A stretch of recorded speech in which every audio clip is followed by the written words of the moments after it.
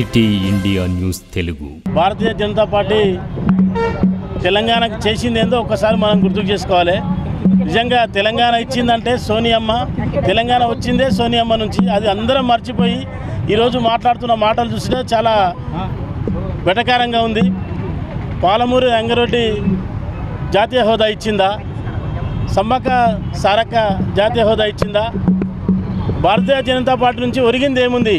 కుల మతాల మధ్య, జాతీయుల మధ్య చిచ్చు పెట్టేది తప్ప ఏదైనా కనీసం మాట్లాడుతుంటే ఒక నాయకులు అయినాక అన్ని కుల మత జాతి వర్గాలను కలుపుకొని పోయే వాళ్ళే నాయకులు. కులాల మతాల జాతుల మధ్య చిచ్చు పెట్టడానికి భారతీయ జనతా పార్టీ వచ్చింది. ఈ ఎలక్షన్లప్పుడు ఇదంతా ఒక ట్రెండ్ క్రియేట్ చేసి సీతారాములు అంటున్నారు. ఇవన్నీ అంటే ఎవరికి లేదా? సీతారాములు అంటే సీతారాముల కళ్యాణము, హనుమాన్ జయంతి, అన్ని కార్యక్రమాలు, ఉగాది కార్యక్రమాలు, అన్ని పండగలు అందరికీ ఉన్నాయి. కాంగ్రెస్ పార్టీలో కూడా అన్ని పండగలు చేస్తారు. భారతీయ జనతా పార్టీ నుంచే రాముడు పుట్టినట్టు. రాముడు అన్నప్పుడు మీరు ఇప్పుడు దాదాపుగా ఇదే దానిపైన, రాముడి పైన, రామ జన్మభూమి పైన ఎన్నో రోజులు ఎలక్షన్ సాగింది. ఎప్పటికి ఇదేనా?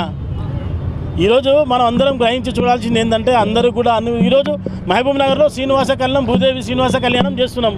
అన్ని కార్యక్రమాలు అన్నీ చేస్తూ ఉన్నాం. ఇది ఒకటే చెప్పాల్సింది ఏంటంటే అన్ని కుల మత జాతీయులను కలుపుకొని పోవాలి. నిజంగా ఈ కాంగ్రెస్ పార్టీ అన్ని కుల మత జాతీయులను కలుపుకొని పోయే పార్టీ అంటే కాంగ్రెస్ పార్టీ అని తెలియజేస్తున్నాం. చివరికి ఈరోజు మనకు భారతీయ జనతా పార్టీ మనకేమిచ్చిందంటే గాడిద గుడ్డు ఇచ్చిందని తెలియజేస్తున్నాం.